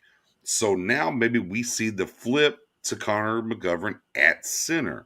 Whether that happens or not remains to be seen. So BJ, So BJ, so basically you're telling Cowboy Nation that we have to believe in something, right? The words you normally just say elucidate. Maybe you need to be reminded what we need to do. Trust. I'm getting that, right? I know where you're going. I'm not going there, though. You see, look, he's trying to bait us. He's baiting both of us. Yeah, he's trying to bait both of us right now. He's trying to bait us. Not yet, Spoon. Not yet. No, it's the bye week. Wait till you got to wait a little. I know you're trying to do there, Spoon. I see. I see. But now, but here, Spoon. I'm gonna give you some love here. Let me give you some love here because I got mad. I can't stay on too much longer, and we have gone a little long tonight. So let's kind of get to the last couple of blocks that we do have here. Because as we're in the bye week, and typically if a team's going to make a move, and we're talking about the roster move, right? We're talking about be center or whatever, so on and so forth, right? What we do have to talk about is there's an opportunity. Like we've seen a couple teams do some things, right? We've seen the undefeated Arizona Cardinals go out and make a trade for Zach Ertz at tight end, add another piece to that offense, right? We just watched Green Bay. And obviously, they scooped up Jalen Smith, and now they just scooped up Merciless, right, as well. So they're doing some things to try to help them as well. So during this bye week, outside of just maybe having a different guy play at center for the Cowboys, is this team look? And I guess let me preface this: we at least know, no matter how real it was, but we at least do know that they did call Pittsburgh about Joe Hayden. Okay. So is there a possibility that this team is going to be proactive and make a move externally, not internally, but externally on the roster and add a piece to this team during the bye week? Professor O, what do you think? It's definitely possible. I feel like if it is, it's going to be at cornerback just because that's what the moves have been. We signed Holden Hill to the practice squad. We signed Isaiah Johnson to the practice squad. We called about Joe Hayden. We're bringing Brian Poole in for a visit. Like those are all cornerbacks.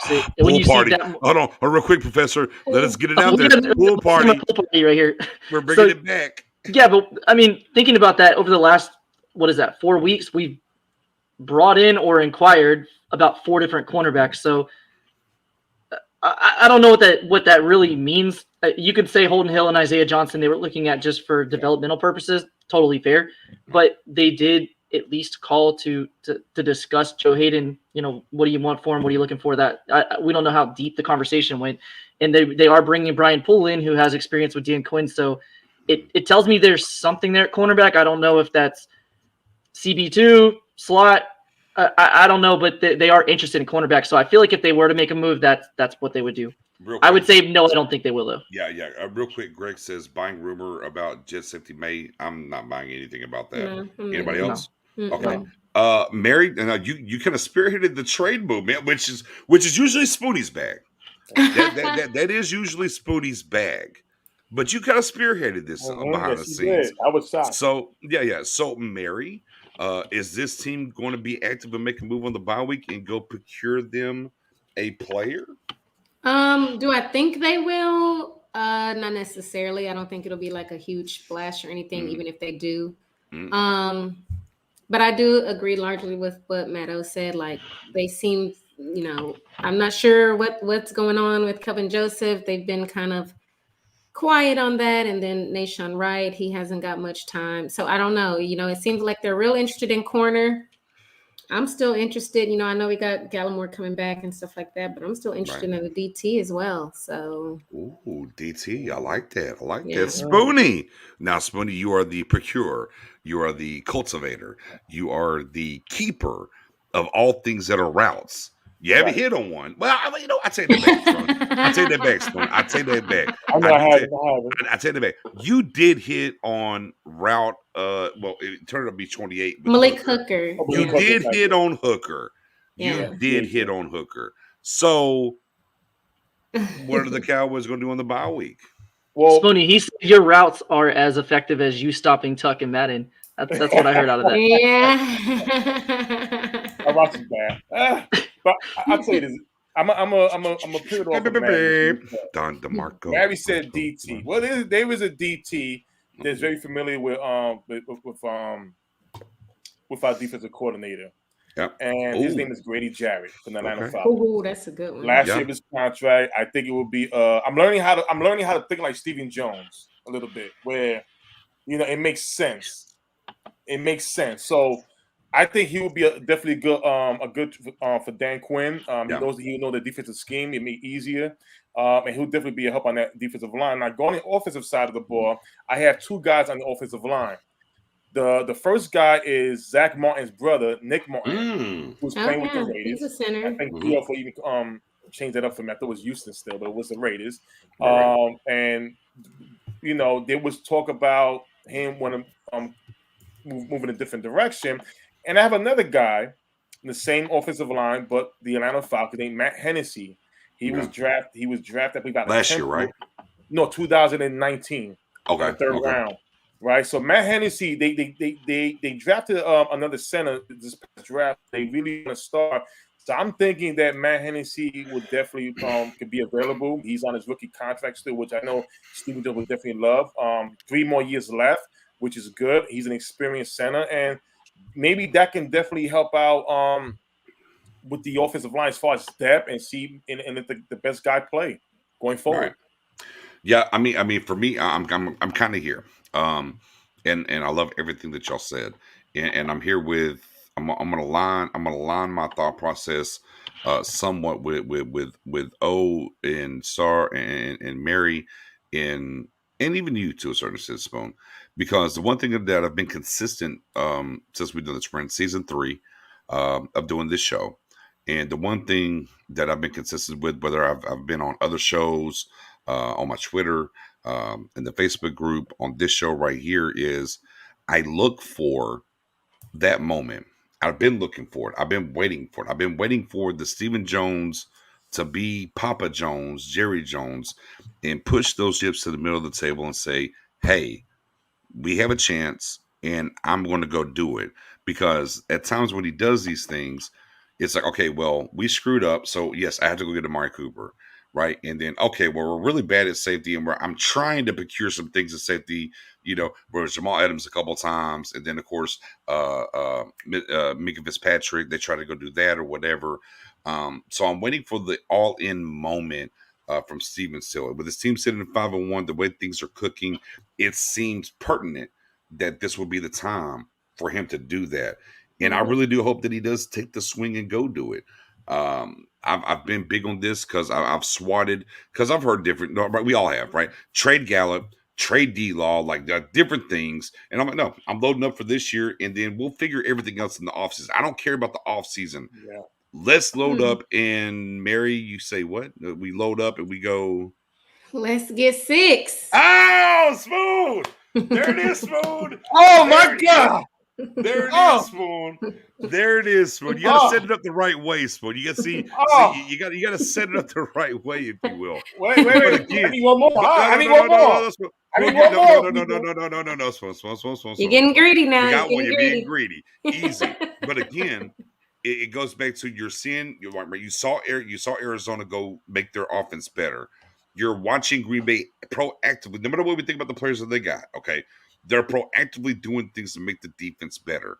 Okay. So the Cowboys, I don't think they can sit on their hands and just not do nothing. And that's what I'm waiting. And look, and that's the big conundrum. We don't know if Steven is willing to push the chips in. But this is the time for him, to me, where the team is at, what's happening, things that are evolving. This is the time that Stephen Jones should push the chips in and make that play for whatever that position is, whether it's as Spoonie said, a Grady Jarrett, right? If that's the play, so be it. If you can go get the right kind of offensive line and everything else, so be it. But go do that and be proactive, okay? And that's where I'm at. Will it happen? Man, I'm with Matt. What'd you say? I just the way I look at it too, knowing the way that Stephen Jones operates and knowing comments they've said in the past on, we like what we have in house. I think right now, if you're Stephen Jones and you're having conversations about the team, and I truthfully can't say that they're wrong to think this way. You're 5-1 and you have a lot of reinforcements coming. You don't even know how good you can be with those guys. I don't think there's that huge spot of desperation. Like, if we don't fix this, we're doomed.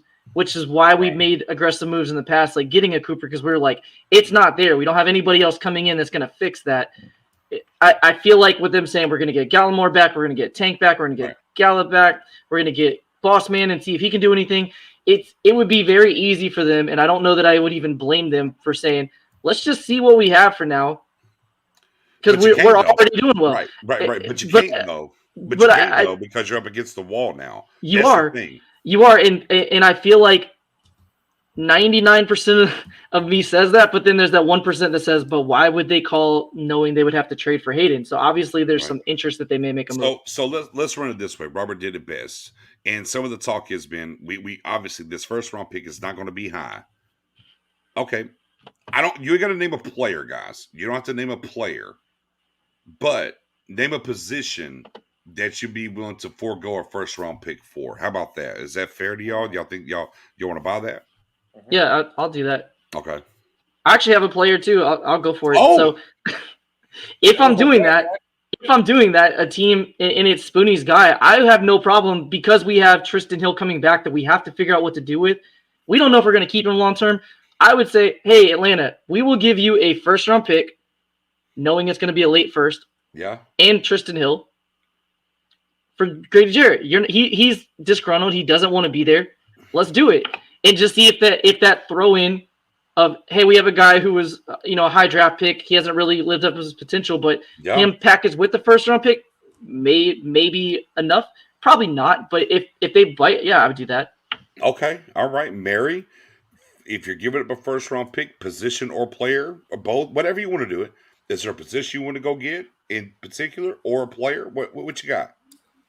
If I'm giving up I'd give up a first round pick. I mean, the way we're going now, it's going to be a really low pick anyway. What are you going for? So if it's a game changer on defense, if it's a DT, like a game changing DT, if it's a a game-changing corner that can be on that other side, yeah, I'm down. Spoonie? Ooh. Well, Matt took my guy. Not Spoonie's minute yet, but go ahead. Yeah, Matt took my guy, and No, but co-sign. It's okay. We can co-sign each other here. It's fine. I want to keep this going. I got to keep this going. So, jeez. Well, Spoonie. I'll give you a Quentin Williams. There you go. Run with it. That's a good one. That's a good one. Quentin Williams. I'll give you one. Quentin Williams. Jets. You know what? Even better. I'll give you a first-round pick this year, Tristan Hill, and possibly a third the following year. No, see. No. You can't be my GM, bro. You gave up too much. I'm just extra. I was just desperate. I'm sorry, y'all. You gotta know how to negotiate. You gotta know how to negotiate. Spoonie is like, I'll go the 2023 one. Let's make it happen. I'm like, to do that. Facts. So, I mean, okay, so defensive tackle is where you're all at. Man, look. I mean, look. Sure. I mean, give me a defensive tackle. I mean, I'm not mad at it. I mean, I'm not mad at defensive tackle. I'll tell you what. I'm not mad at a younger linebacker with years on his contract. I thought long linebacker. I thought that's you know. I mean, corner's high, but I just don't. Here's my problem with corner. I just don't know who's available. I don't know if they can procure or they can secure somebody at corner. But can I go get a linebacker? Because, you know, as we're talking about the value and whatever, it seems like a pretty damn decent to good. I'm not going to say great, but a very good linebacker you can go get with a first round pick. And I think that helps because, man, LVE, if you go watch, man, he was pretty damn good last week. Man, he was atrocious. And the thing that I do worry about going forward is New England really game planned our linebackers this week and torched them. Yes. With the Mac Jones and a rookie quarterback. That would, and without, you know, some top tier talent overall, but that does worry me some. So maybe I can go get a linebacker. I know it's not favorable, but if you're picking late, it's okay. But yeah, I'm good with defense. I do think this, and here's where we all agree. If it's not center, and I don't know who's available, it's got to be a defensive playmaker, and that's just kind of where we are. So we can agree on that. Real quick, and we're going to spin real fast here. KZ, right? We didn't get in touch on KZ yet. DUI Tuesday morning, terrible look. Is he going to miss a game? Yes or no, guys? Not this year. No. Do you think the Cowboys will sit him for a game because of it? No. Mike McCarthy not going to sit him? Okay. Maybe something to look at next year. I mean, obviously, hate that this week. Need to be better, make better decisions. Hopefully, moving forward, that's not going to be an issue with him. He's not really a troublemaker, but, you know, we do want to touch on that. Before we get to Spoonie's Minute, Mary, anything before Spoonie's Minute? Anything? Oh, you already, I don't know. Okay. All right. Professor O, anything before Spoonie's Minute here? I'm just gonna get some nuggets. Yeah, I mean, we kind of went through a lot of the nuggets, and I'm saving a lot of it for next week to really gear up for the game. I just want to say I appreciate the schedule makers significantly for what they did for the Cowboys. The stretch of games they gave us right now I love it, and the bye week being at week 7 could not have come at a better time for us. So I'm just gonna say I've enjoyed this bye week. I'm not stressed out. I feel good about it.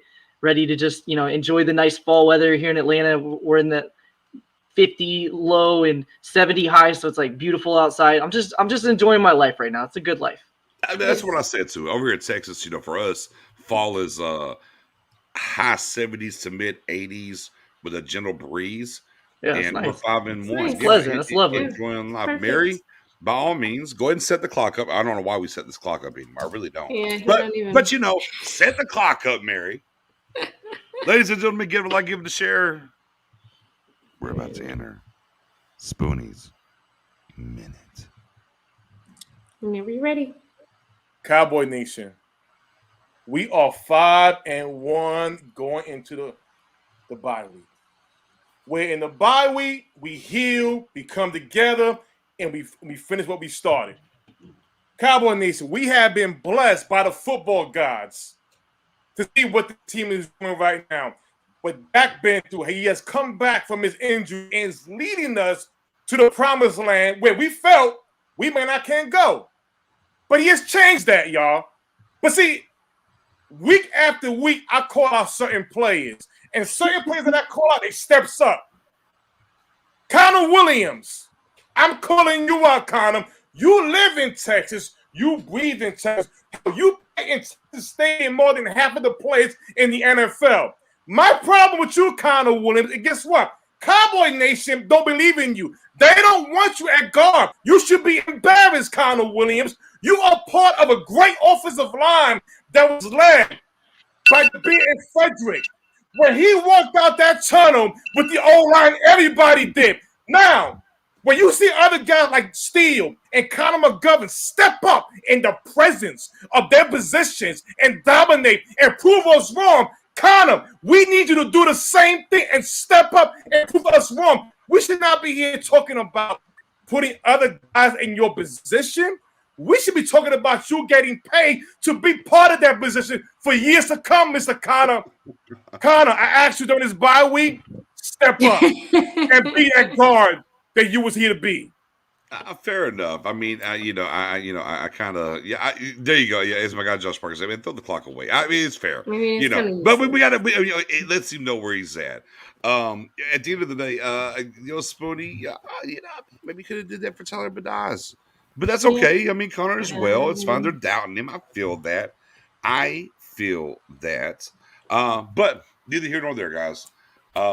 Man, enjoy the bye week. The one thing that I've been big on, especially if you've been following me on the Twitter Spaces or on Twitter, and we talked about it a little bit here, is, man, enjoy the ride, man. Last year was terrible, right? 6-10.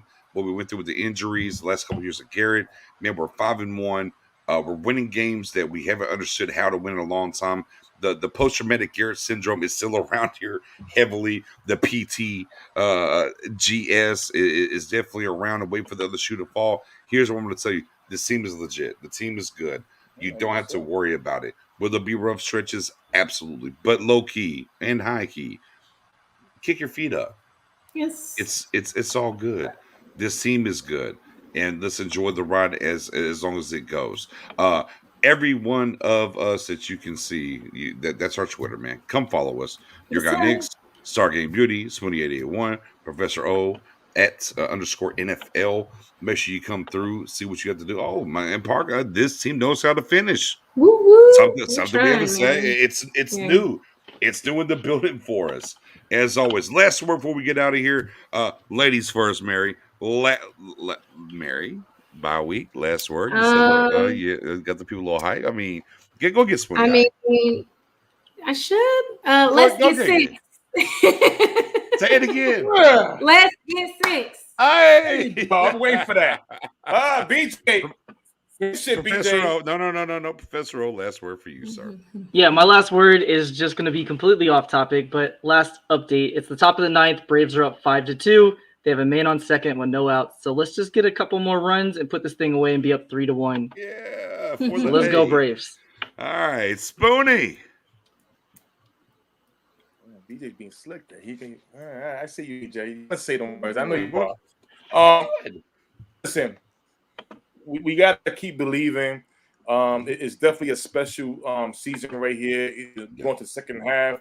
And I know it's been very tough to adjust what we've seen. But you got to give it time. You got to believe what you're seeing. This is a whole new different team. Dak said culture change, and it's definitely culture change. Don't feel you don't have to feel out of place to think big things for this team moving forward. You don't, because they're playing for it. They want it. They loving it. They're talking about it themselves. If they're talking about it, we can talk about it as well. And just keep believing what we're saying. Yeah, no ifs, ands, or buts about it. I hope y'all enjoyed this show. Next Wednesday, 8:00, we'll be right back here, ready to preview Minnesota. Any roster moves or anything that happens, we'll be here. And of course, Star Game Podcast. You hit the sub button. If a trade or something might happen between now and then, we will go live. We will talk about it and go from there. So we appreciate your working with us as always. Mary, as she said, let's get 6. The Braves just got 6. Mary, they heard you. 6-2 Braves. 6. There it is. Man, here we are speaking in fruition by hook or by crook. Man, go Cowboys. See you and we'll guys. check y'all out next Wednesday.